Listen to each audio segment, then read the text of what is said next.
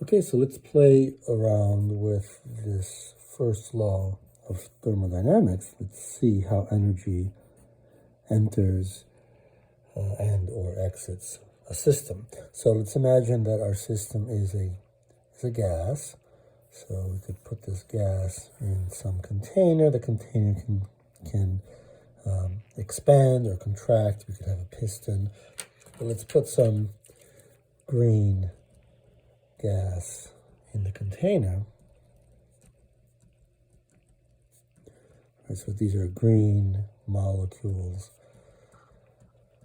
of a gas, and we could draw some gas on the outside. We'll do that. We'll make it red, but let's think about a system where there's actually a vacuum outside. So we know that the energy that the green gas has to do with its kinetic energy, or its average kinetic energy that's related to the temperature. And if you want to transfer that energy, you have to come into contact with this green gas, and the jostling sort of transfers. So if we have red molecules outside, we can transfer energy through heat by through the walls. There's some contact, there's some jostling back and forth against the walls. It'll affect the red molecules and vice versa. Energy can transfer through heat, but in this case, we don't have that. So the only thing that can happen here is that this gas expands because it has pressure.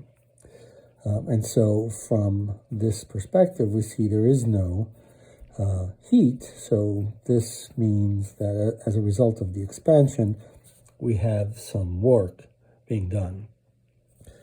Of course, the energy, as we said, is proportional to the temperature. And so it follows that the temperature must change because the energy is changing. And again, we said T is proportional to the average kinetic energy. So K, the average kinetic energy, also has to change. So that changes. And so part of this energy must go into the motion of the walls. So we have that delta E must be negative, right? Some of that energy is lost from the green gas.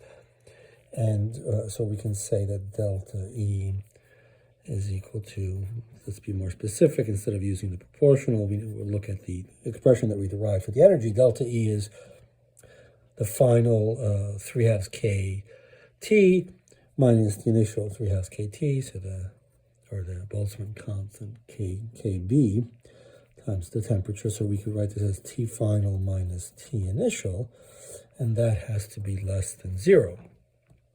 And so we can conclude that minus W is less than 0, and therefore the work is positive. The green gas does work, does positive work by expanding the walls of the container.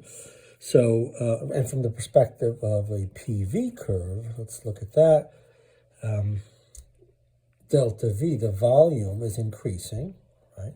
And the pressure must go down, but it must be such that P times V is not a constant because the temperature is changing. And so we can see that this quantity is positive, and it all sort of gels together. So now we'll look at systems where we actually do have some of this. We'll allow molecules on the outside, and some of the energy will be transferred through heat.